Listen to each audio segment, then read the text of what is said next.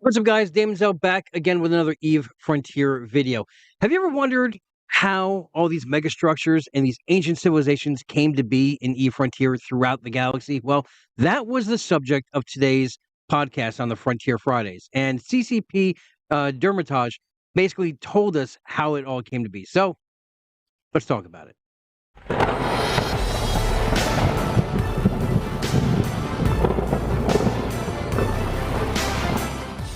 All right, so we are going to be talking about how the universe was basically created, the history of it. Now, obviously, we don't have a lot of lore currently. They're going to be coming out with more content, more lore coming down the pipe. But basically, if you go to your map, right, and you put ancient civilization, you can see where, all of these ancient civilizations were.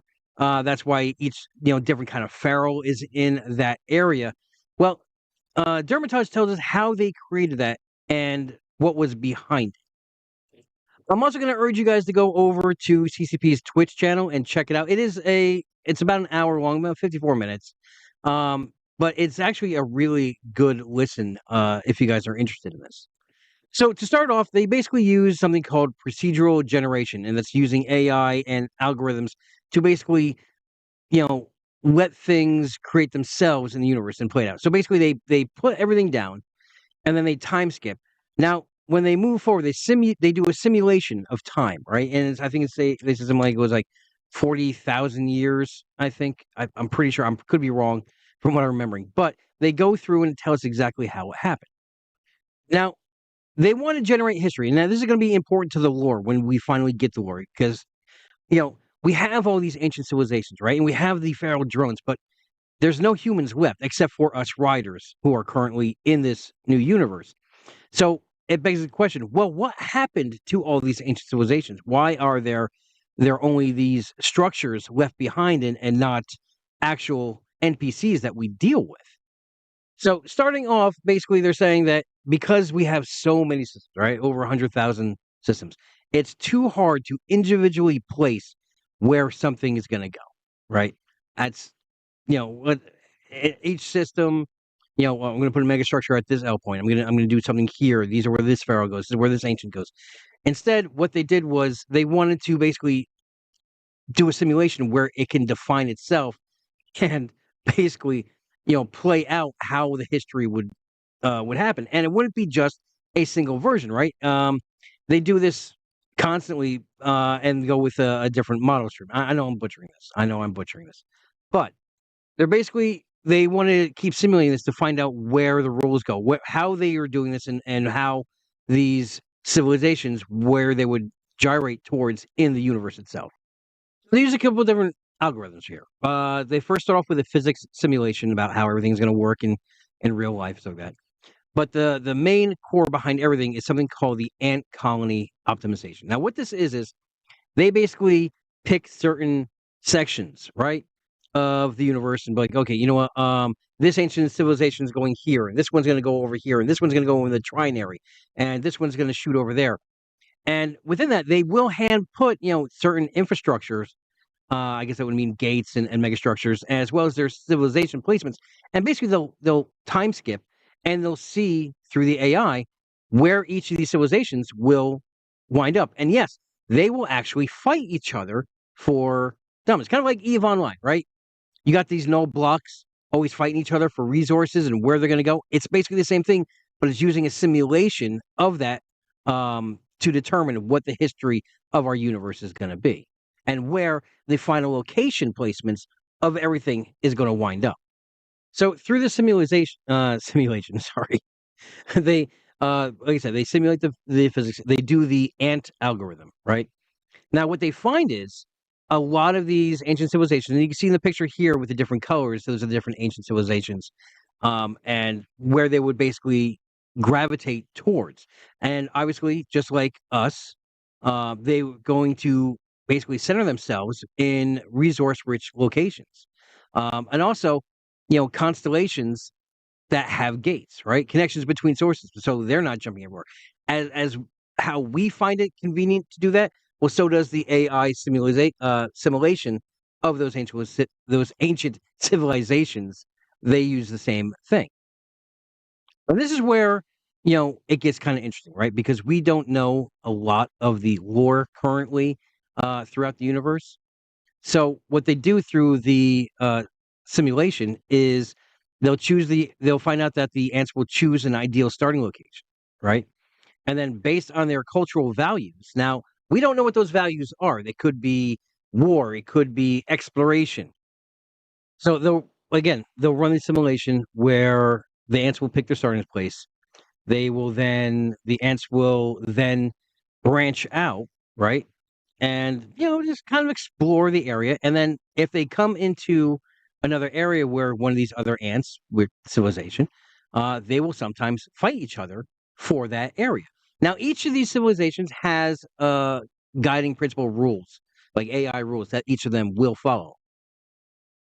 And by doing this, by letting them fight, they'll actually take sovereignty for themselves. And that's how they're able to make a claim to the system. And that's why some factions you'll see less area of, and some factions you'll see more of. Now, he did go on to say, by answering a question, uh, that since I think there's like a total of 5 or 6 ancient civilizations, they said generally the first civilization that's put down is usually the one that has the less territory, right? It's kind of like playing the game Risk or any board game. Whoever goes last sometimes has the better advantage, especially when taking space. So here we have the universe, right? As you can see, the different ancient civilizations. We have a purple faction here. We got some dark red, orange. There's some blue, some yellow. I think there's some green in there that looks like another blue. But it's very cool how they ended up doing this through the AI and the procedural generation. And the amount of code behind this is astounding. But I think this is going to be extremely well received once we are further in the cycles down the road and we have the lore backing everything up, where they will be giving us some clues on things. Now, they did go ahead and talk about further in the video about landmarks that are going to be permanent structures throughout here that will have some secrets that we will have to figure out. There's another shot of it as well. And as you can see, it's just like in game where you can see the ancient civilizations in different systems and how they overlap. Now, again, in the simulation, they would fight each other over certain aspects of certain resource rich locations. Just again, like how tribes might be fighting over resources in the future. Now, we don't know how it's going to play out when the game actually launches, right? Is there going to be set cycles? Are there going to be rift heavy areas which are going to be up for contention? We don't know. But it is cool how they did end up doing this, and this is what gives us all those mega structures and the left behind ferals. Now, here's what we were talking about, but just before. Like, look at the size of this, right? This is going to be one of those sections that's going to have, and yes, they blocked out the system. That's going to be a fixed location and ancient civilization landmarks. It's going to look like it's an actual old space city. Now, I don't know if there's going to be rats there. I don't know what's going to be there, but I find this very cool, especially from a lore and a PvE standpoint. Something that's just not go to this site, kill these drones, move on to the next site. I like how there's different things and there's different types of sites as we have in the game. And again, this is all alpha, and we've only seen, I would say, maybe about 10% of what's going to be coming to the game. They spoke in previous cycles about modular ships, right? How you can take your base ship and add different modulars onto them, paint them how you want. So basically, every ship can do something different. The only thing I can kind of describe it is kind of like strategic cruisers in EVE Online. They didn't really tell us. We just kind of saw a trailer for a little bit, and I'm going to see if I can dig up the clip for that and present it in another video when we talk about previous cycles and plans for the future. Now, they did go on to say that you'll also find in the game some of these ancient civilizations, their migration routes and exploration routes, and even failed expansion attempts when they tried to push into other areas. Now, how that's all going to play out, again, is I don't know how it's going to look in the final presentation of the game, but I am excited for it, and I like how they explained how this. I find this very interesting how they went about all this. Now, I might just be a lore nerd, But I like that. Now, the only other thing where we're going to finish off here is they ran a contest on their social media the other day. I couldn't find the post, but they ran a contest and it was for free founder packs. And as you can see here, these 9 people have won those founder packs. I don't know what you had to do for it. I couldn't find the post. I'm sorry. But that's it. Just a short, sweet video recapping basically everything they had. Again, I'll put a link to this video in the description below. And it's a really good watch. And it gives me hope for the future of what this game is going to be and what it's going to entail.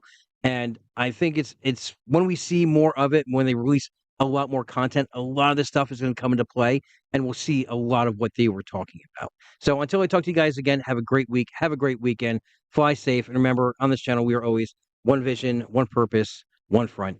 See you guys in the next video.